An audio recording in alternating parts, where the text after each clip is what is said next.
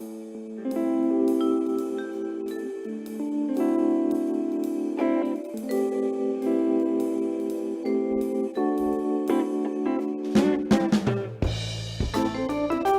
welcome back, everybody. Time once again for your Esports Connection. The one show, the only show that connects you with everything happening in the esports world.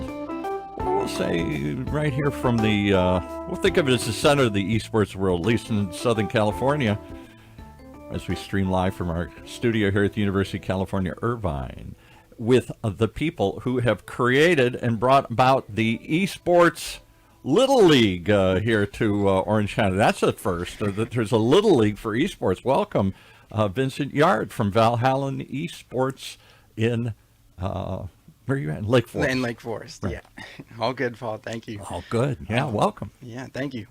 So I wanted to introduce our guest today. It's Bethany Pyles, right? And, thanks for having me. Yeah, of course. And you are with the...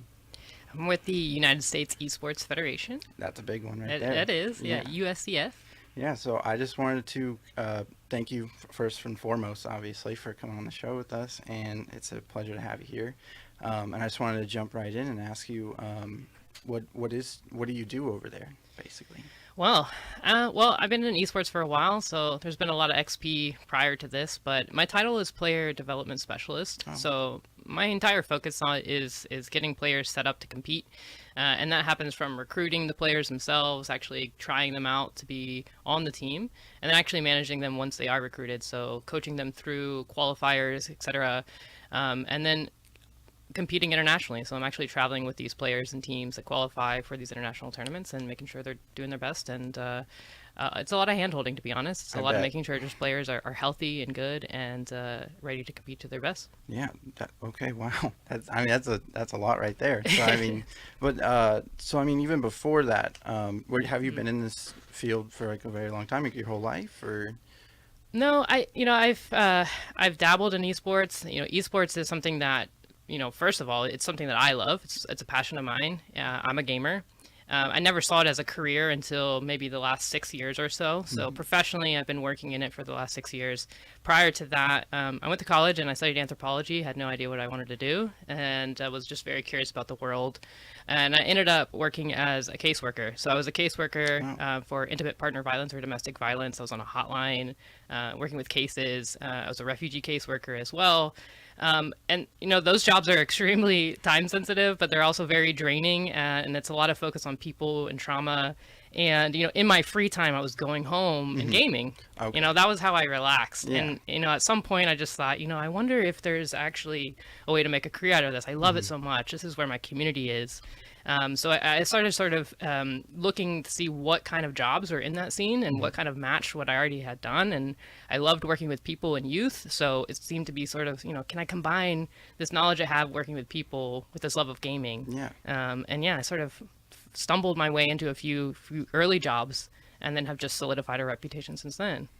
Okay, yeah. I mean, I could say we have similar stories in a way, just because I was waiting to hear that you were gaming still on the side. Of course. I mean, that's always going to be there as long as you're a gamer. So. Yeah, of course. And it's something that came into my mind as well, of course, where at one point I was like, I want to do something with this, because I mean, it's been a part of our lives. I'm sure it's a part of a lot of our audience's kids' lives and stuff like that. So I mean, they start wondering stuff like, how can I turn this into something? Right. And you said that was about 6 years ago that you basically got into this whole thing? Yeah, it actually started here at UCI. That's where we're filming. But there's two professors here that created Connected Camps. And Connected Camps really started because they saw as professors a way to teach kids through games. So using Minecraft is a great first one for students to start on, because it's this open world. You can do a lot of coding and things like that with STEM in it. But you also play games. And then they branched out to esports, where they were having camps with Minecraft. They were having college kids come in and teach classes about history and language using Minecraft. And so they started to do the same thing with esports, because I know you know this, but esports is so full of SEL, so social emotional learning. Social emotional skills can be built from that. And so when you take notice of things like communication, teamwork, dynamics of who you're working with, self-efficacy as a kid, where you belong, it actually adds up to a lot. And you're just gamifying that experience. But if you have some sort of mentor or coach or someone leading that, those are really fulfilling sessions for students. And I think parents start to get it then too. But that's really where I got my start, learning how to build curriculum for kids, learning how to actually facilitate sessions with them, and making the most out of that one game. Of course. Yeah, because I mean, just expanding on it, using it's kind of like using video games as a tool. 100%. To kind of bring these That's type right. of teachings into a kid's life. And that's why, at Valhalla, we kind of, we want to have building blocks or a foundation for those kids, because the world of esports today, if not guided like how both of us are trying to do, is it could get pretty sticky, get pretty toxic out there. Yeah. Oh, it's just like anything else, right? If you love basketball growing up, as I did, you want to play basketball to a degree, but it is just a game until you get a coach, and then the whole game opens up. Yeah. You're like, whoa, this is actually really challenging. There's a lot of nuance to it until you get a coach. There's a funny story. I actually, so I work with Cloud9, which is another esports organization, and we did a session with Serena Williams, the tennis player. I'm sorry. Wow. And I asked her in front of a group of kids why she still has coaching, right? She's an Olympic, tennis player. She doesn't need a coach, quote unquote, right, from the outside. Why does the best in the world still need a coach? And she had a similar answer, that it was all about growth mindset. So something that you love can eternally be more. And having somebody who can see from the outside what you need to compete on and what you need to get better on and fine tune is still valuable to her. So think of that as a kid playing a game. Like, how much more valuable could someone like you, right, a coach stepping in and just giving them nuanced tips and tricks, it sort of expand their mind. And I think you and I both, we come from a coaching background in this space, and it's all about really creating problem solvers for themselves, right? So we're trying to equip these students and kids, college kids included, on how to actually see these games in a way where they're solving conflict within this game, and it's all about strategy, feedback, delivery, etc. There's so many little pieces to it. But yeah, that's my whole world right now, and I know you're sharing a lot of that. Yeah. It's like I'm talking to a mirror. Yeah.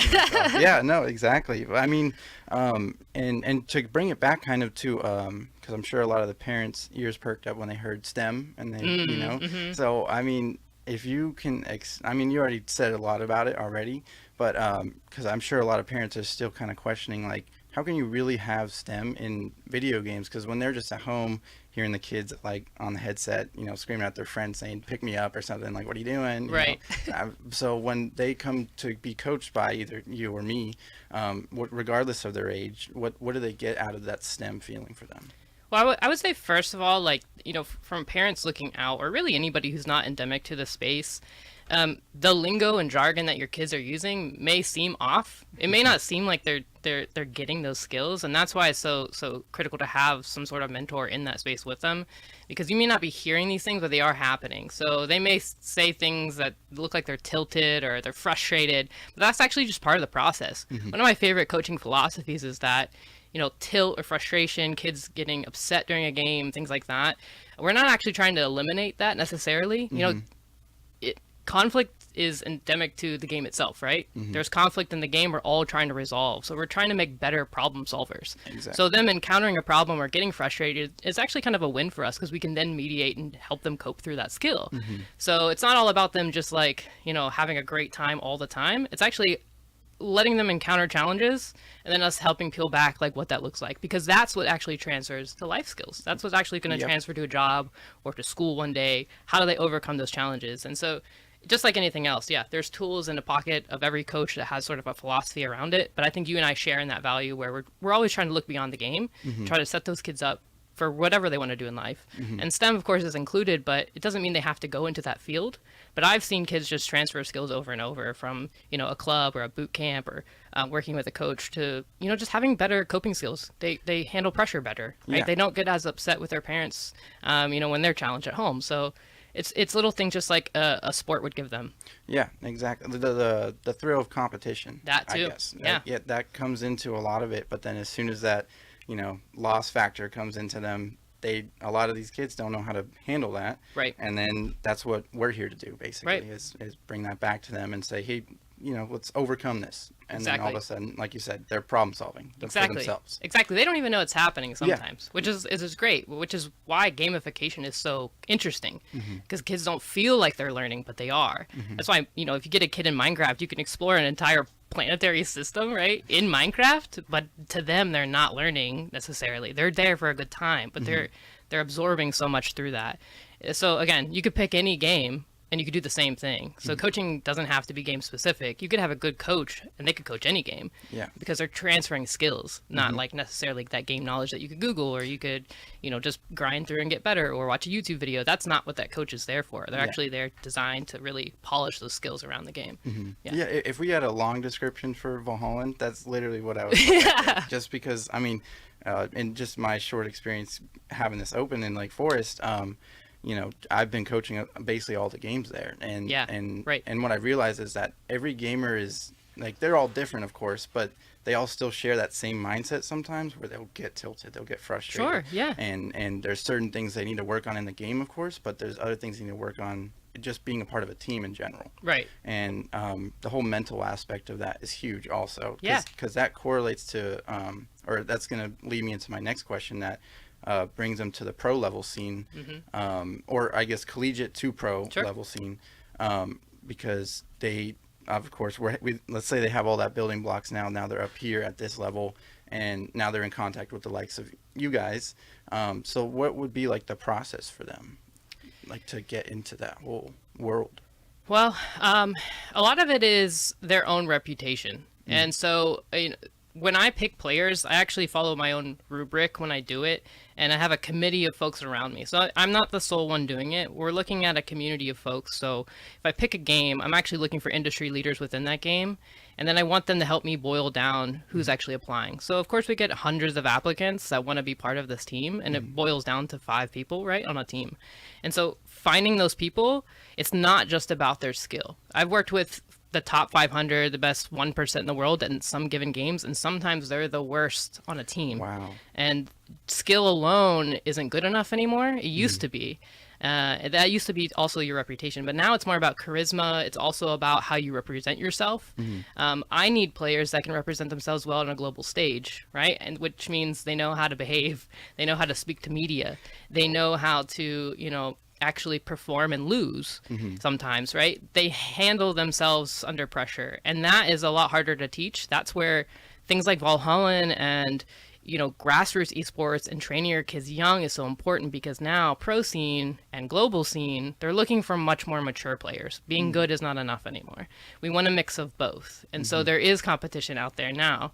If you put me side by side with, you know, a player that's top 500 and a player that's unknown, but they both compete pretty much the same, I'm going to pick the kid that's going to represent on stage better every time. And I'm going to develop them, because I can teach skills like that. I can teach the game stuff a lot faster than I can you actually being a decent person. Yeah. That takes a lot longer. And so you see that in sports as well. People go online, they start saying things. Yeah, I was going to say. And they don't know how to represent themselves or their org. And it's the same in esports now. So you see a lot of turnover.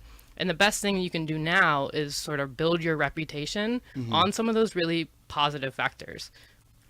I got to jump in here and ask, somebody tweeted in, what is the Esports Federation? Is it a professional league where people get paid? Is it a amateur league with a high profile to it? Walk us through what you do in the world that you compete in. It's a world I know nothing about. Great question. So the U.S. Esports Federation, it's a pro scene. So we compete internationally for large prize pools on an international stage. So we're actually playing up against the Philippines, Team Canada, Team England, whatever it is. And there's specific leagues that we have to play in.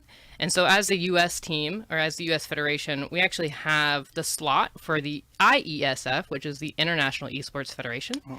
And then there's another league called GEF, which is the Global Esports Federation. And now you can imagine, you know, in a few years, this is the Olympics have now been released too. So esports is now part of the Olympics, and you can sort of see how this all sort of comes together in the next few years. But Esports is part of the Olympics? So that's right. You're telling me that when does that you missed that announcement? I missed that announcement. Yeah, the IOC announced earlier this year, actually, that esports is now an Olympic sport. So it will be its own branch.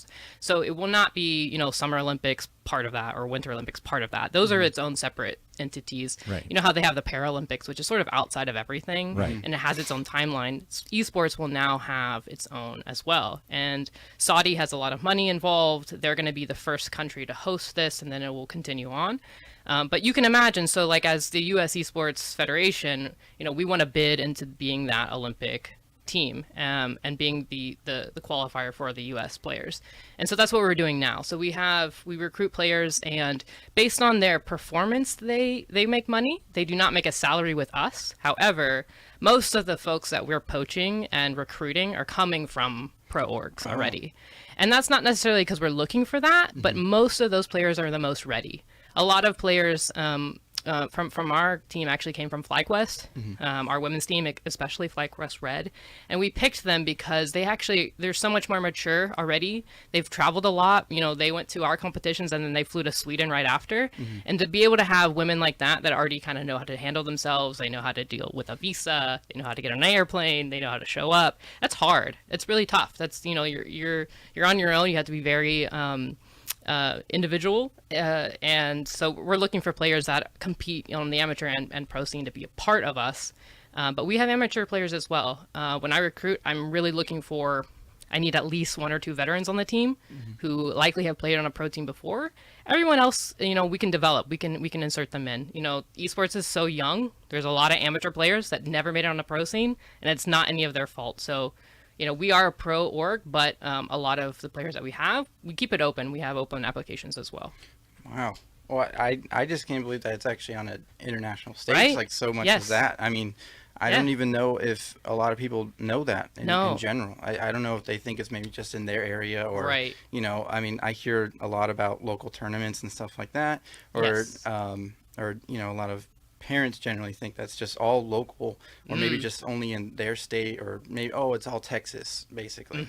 But just to know that it's on an international stage, essentially. I mean, if you guys go on YouTube or Twitch.com, you guys see all these championship series for basically any game.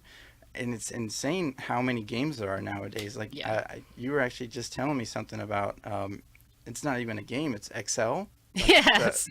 I mean, you got to share this one. esports. I can't. We're talking about Excel. All you We gotta business hear types this. listening, we all use Listen. the spreadsheet. You know, is she saying that they've gamified that? Yes, please look this up. There is XL tournaments. So, you know, E on the esports is very broad. You know, chess is included, chess.com running tournaments. You can be picked up by a pro org for playing chess. It's considered an esport. And in XL as well, there was just a massive tournament at the HyperX Arena. So these are in-person events that you can go to and watch these tournaments. And what did they do? Just build formulas or something? Yeah. It's can I do it faster than you? Yeah. Can I be more efficient than you? And you can, I mean, that's as broad as you can make it. It doesn't matter. It doesn't have to be a map. It doesn't have to be characters. It's you competing against somebody else in an electronic version. That's as broad as it gets, you know. And obviously there's not hype around all of these things, like they're not all trending, but they exist. And if there's a niche that you love or a game that you love, I guarantee there's something out there, even if it's grassroots. Yeah, I just still could not believe Excel. I still can't. My get mouth over has it. dropped to the Everyone floor. Google it after this. Everybody's going to go and please. watch. I'm gonna go look It's at that real. because it's really. Because I'm pretty fast with Excel, so maybe Listen, I Well, sign can, him. Sign this guy. But that wanted to kind of, I'm gonna actually pivot here just a little bit backwards. But when you talk about like coaching up these gamers and stuff like that, because obviously you're at the pro level, do you think there's much difference between the pro level teachings between like, or for like us at Valhalla, you know, and like Forest, like, because I'm teaching kids on Fortnite how to, you know, crank 90s or even just how to move and stuff like that. And obviously you're not doing that at the pro level. No, right. But like, what does a lesson kind of look like, if there is like a lesson? Yeah, so, you know, curriculum at the lower level is super important. First of all, like having good fundamentals in anything is the first step, and it actually cycles back. So once you have those fundamentals as a young person, or you're starting out in a game, you actually, once you peak and you're, you know, you feel like you can't do anymore, you cycle back to the fundamentals, which is not what anybody wants to do. You always want to do more, but it's really about harnessing those again and making sure you're not really letting your ego go in some of those tournaments. The biggest difference at the top is just your mindset. There's not a whole lot of mechanical difference at some point. There's just not. Yeah. It's the same like in the NBA. Everybody can dunk, right? So what's the difference in a game that's close? It's mindset, it's energy, it's what you bring that day. And so a lot of our coaching sessions are maintaining. Can we maintain in high pressure situations where things aren't always going our way, our plan? Can we strategize together?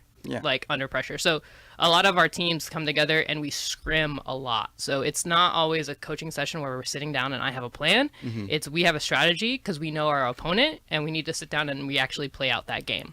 I like that. Right. I like that a lot, actually, because we generally try to do that sometimes, actually. Like, so we try to ask other Valhalla arenas or anybody that's in our Discord server, basically. Yeah. You know, can we do a scrimmage versus you guys? Yes. And, I mean, it's great. Relating it kind of to like baseball, like, you know, we do scrimmages. When I was in high school, I did scrimmages versus other high schools because we had a plan and we try to, you know, direct it towards that and make sure it works and everything like that. I got to ask one more question. I'm going to keep jumping in because this is just fascinating to me. This is a world I know nothing about. I'm the old guy in the room trying to understand what you're talking about here. Are these all one-on-one playing things, or are these all multiplayer games? So with a team, I think of people playing together to execute a plan. But if it's a bunch of individual, like a tennis team where I'm playing just one-on-one, and then somehow it's a cumulative score of how we all do. Walk me through that. Right. Well, every game is different. So we do have individual players. I think games like FIFA or eFootball are on the global stage. So we recruit one player and they'll compete against one other player from another nation. And it's very simple, right? So it's a 1v1 situation, but they play on a team. If you know, they're in control of the whole team, but they are one player. And then, you know, the other most popular are obviously multiplayer games, and it's typically a 5v5 in most situations now.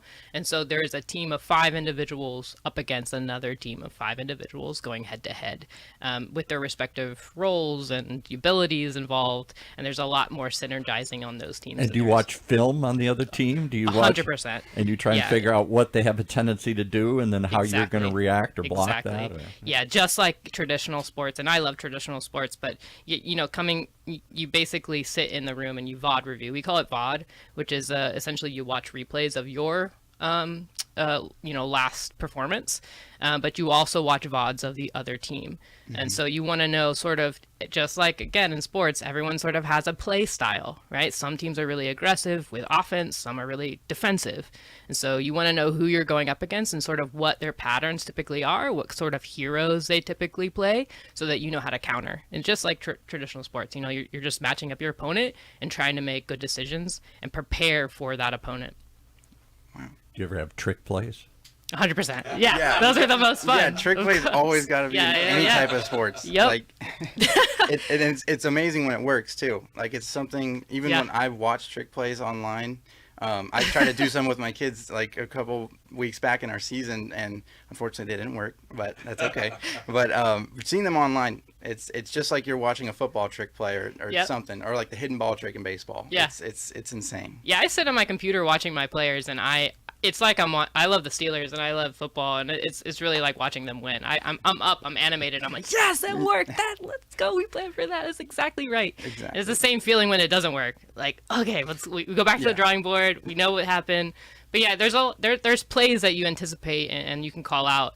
And in fact, in game, we typically have a leader in the game that is, we call them a shot caller in this lingo, but they're essentially a captain of sorts, and they're actually calling the play like a quarterback in the game. And so everyone has their headsets on, and what you don't want to happen is everyone essentially talking over. So you have someone designated to talk, like that quarterback running the play. And so they're saying, all right, this time around, this round, we're doing this. And the team follows them. So there is a lot of organization on the, at least at the pro level, where there's a lot of coordination that needs to happen and a lot of boxes need to be checked exactly. And the other one that I have trouble wrapping my head around is watching. So I watch football and I see the ball fly and I see somebody run down the field. But when we went to the Level Up tournament last year in Vegas, because I'd never seen a tournament, and there's 1,000 people or some hundreds of people in this arena, big screen TVs up, and these people are on stage competing and they're projecting it onto the big screen here. I don't even know what's happening. It's just a flurry of activity. And everybody's screaming, yes! And I'm like, what happened? I couldn't even see. There's just a whirl of dust, you know? Yes. I'm sure you have thoughts on this too, and especially speaking to parents. I'll use my mom as an example. Please, she okay. hates sports, right? So she doesn't want to watch football because she doesn't know what's going on. Yeah. Fair, right? It's the same with gaming. If you don't know how cool it is or how hard that trick was, Yeah. you have no appreciation for it. Exactly. Right? So you kind of have to remove yourself a little bit and sometimes just score keep if you can. But the reason there's fandom is because a lot of people who are watching are actually playing these games at home. And so they're watching these tournaments because they're the highest skill cap of it. And they're watching their favorite player play their favorite role, and they're doing things they can't do. Which seems odd, right? Because it's just a mouse and keyboard, but there's so much going on in these players' minds and the coordination that it just makes you go, wow, why didn't I think of that? Yeah, no, exactly. And I'll use my dad for an example. Okay, yeah. Because, I mean, It's okay. We're calling out all the dads here. So many times where I'd be in the middle of a game and he'd come in my room or, he'd come check on me what I'm doing. And I'd be like, I'm focusing right now. You don't understand. And he's like, no, I do understand. Turn that thing off. And I'm just like, no. So we both get it, and I'm just glad that we are here today to talk about all this stuff that really goes on behind the scenes in just the mind of an average gamer or a pro gamer. Yeah. And is there a need for, I think you guys call them, there's a name for it, I can't think of it off the top of my head, but you're a broadcaster, a play-by-play caller to explain to the audience what they're watching, a color commentator like in football. Here's what's going to happen. Here's what's going to shoutcasters. You guys call them shoutcasters. That's right. Are they just giving a play-by-play, or are they giving analysis and understanding to those who've never done this before? What do you think? Is it okay if I take this? Yeah, please, go for it. I mean, shoutcasters are just like, I mean, I don't want to say they're better than broadcasters for football and baseball, but I mean, sometimes I've watched these shoutcasters live and they actually put so much emotion in what they're doing. So of course it's the play-by-play, but they are just also like, because they're passionate too about this, like just like any broadcaster for football. They are screaming at the top of their lungs if some crazy play happens, and they are just fueled with like a fire, and it's so awesome to see that. Yeah, and just like sports, like an ESPN desk, a lot of these casters are now players turn casters. A lot of them are, they're too old to play, or they're not playing anymore, or they were a coach and they've turned, into an analyst on a desk, which is cool. Like there's a whole industry behind this, and you imagine there's someone behind the camera and the mic and all of this all too, just like a real broadcast. So, they're the energy to the actual game itself, and they've helped a lot form the scene and help people digest it. So will we ever get to a point, I'm taking over here, I'm sorry, but I just so many interesting questions. Will we ever get to a point where I will go to Angel Stadium here and the Angels aren't playing, but out on the field on the Jumbotrons, gamers are playing, and there's a crowd of 50,000 people watching? Because I hear... You mean you haven't been? I missed that. But doesn't that already happen in Korea? Yeah, I mean, this is, I joke, but it's already happening. North America is actually behind in a lot of ways to this whole scene. In Asia, it's a massive industry, and the most exciting part about that region is a lot of the governments have already gotten involved. And so, for example, we're the USEF Federation, but it's Team Korea in Korea, meaning they have the licensing already from the Olympics before this was even announced to have that branding. So they're leaps and bounds ahead, and they also run tournaments much, much bigger, much more fandom, much more loyalty than we have yet solidified. We're really babies when it comes to this industry. So it's not just online that you're watching. No, you actually not at all. put yourself in a seat Absolutely. and sit in an arena. You've got a flag, you've got your jersey on, there's merch outside. You're getting signatures from players afterwards. It's a whole event. It's things people do on a monthly basis in other regions, especially in Europe as well. And it depends on the game.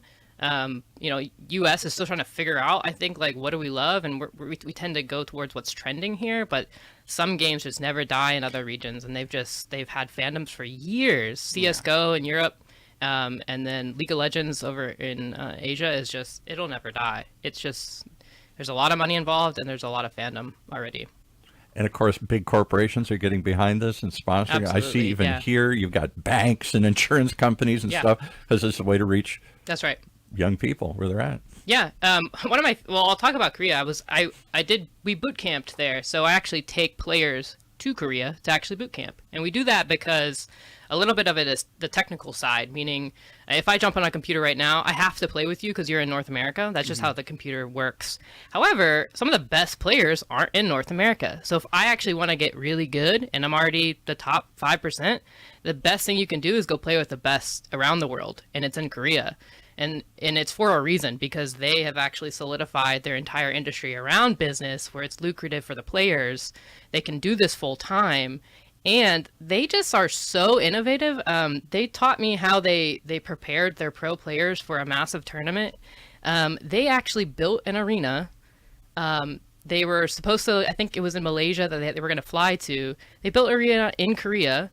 They put all the lights, the sound, they had a fake audience, they had the guys walk in, they had the lights, they had, like, they wanted the players to feel like they were already there, and they had them practice in those rooms over and over over and over, like, months leading up to the actual event itself, where you want these players to walk into that room for the first time and just feel like they were already there. They hear the crowd, they're not phased by it, they see all the lights. They've already been in this environment. They had them also, they had rooms with massage, they had personal cars for them. They treated them like real pro athletes, little celebrities, but they're the best in the world. They can't be beat, and they went and they won. So, like, their government's proud of them. Faker is a massive name over there. He actually, military service there is mandatory. And it was a funny thing. I don't know if you guys know BTS, the K-pop group. Yeah, they were denied, right? They all had to go to military service, even though they did so much in the industry and made so much money. Faker, he's an esports player. He did not have to do military service there. Because he's so widely known. Wow. Yeah, he's a god. And so he goes to these events, he still wins, and he's living the lavish life. Like, he is bigger than BTS, if you could believe it. And it all starts with the Little League of Esports right here in your own neighborhood. That's right. Exactly. Literally. Valhalla Esports here. Yeah. All right. Well, we could go on forever. I hope you'll come back again. How do people reach you if they want to learn more about this U.S. World what do I call it? I keep saying it wrong here. United States Esports Federation. United States Esports Federation. If they want to find out more about how you recruit or where you play or how to watch, where do they find it? Well, we have a website. It's usef.gg. But I'm actually here in California, so if you ever want to reach out, I'm actually going to be at the Valhalla Arena. Let's talk about that, so Vince. In a couple days. You want to tell us about it, Vince? Yeah, so I mean, this coming Saturday, unfortunately, it is an event just for our subscribers and members. So, I mean, if you guys want to sign up real quick and then come, sneak in. Yeah, but we have also plenty of events, and if you guys want more information, you just go straight to Valhallan.com. It's VALHALLAN.com. And you can just request for more information. And a subscriber would be, to give me the difference between a subscriber and a player. How do you guys work? So the subscriber and the player are essentially the same. Same thing, okay. Yeah, right. They just choose different packages and stuff like that if they want to play one game only or if they want to join two teams, basically. I see. Stuff like that. And the season runs how long? What's the typical season run? So our typical season, actually, this one just ended. It was about 8 to 10 weeks. So we had, I believe it was 8 weeks of regular Parents season. drop them off playoffs. just like they do for any baseball practice or basketball practice. You guys watch them, coach them. Yep. And I mean, if they want to watch from our sidelines, they can actually sit in there and watch us. It's amazing to me. It's incredible. So you got an event coming up for those people that are already part of the program here. Yes, this Saturday. If somebody wants to come sign up quickly, so they want to see this thing and meet the Esports Federation director of player development, that's a rarity right there. Yes. Yeah, I'll be there. They're in for a treat. Okay, and where are you guys located at? We are over in Lake Forest off of Muirlands Boulevard, 24331 Muirlands Boulevard, Suite D. All right. Well, take us out. This has been a fascinating discussion here. Well, I just wanted to thank you again, Bethany, for coming on. I think this was a great conversation. Yeah, I wish we had so much more time. Yeah, likewise. Come back and do a part 2, I think so. Yes. Yeah. Sounds great. Yes. All right. Thanks for tuning in today, folks, as we wrap up another look at a world that most of us know very little about. The emerging world of esports and what's happening at every level. Streaming live from our studios here at the University of California, Irvine's Beal Applied Innovation Center. It's the Esports Connection. Right here in Orange County's only community radio station, OC Talk Radio.